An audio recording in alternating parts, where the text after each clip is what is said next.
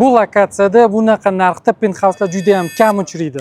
Biz Taras Shevchenko ko'chasining Gabuslaridan birining 8-etajidagi dupleksini bugun sizga ko'rsatamiz. Kirishingiz bilan sizni shunday hol kutib oladi va holning o'ng tomonida sanuzel joylashgan, chap tomonida esa garderob bor. To'g'riga yurganimizda bizni oshxona kutib oladi.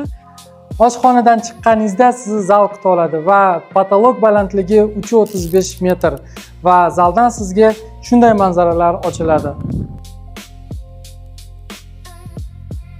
Dupleksimizning eng qiziqarli joylari tepada. Keling marhamat.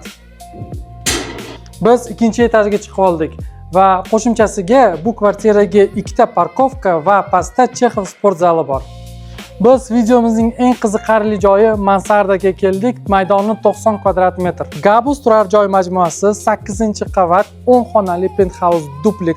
Maydoni 410 kvadrat.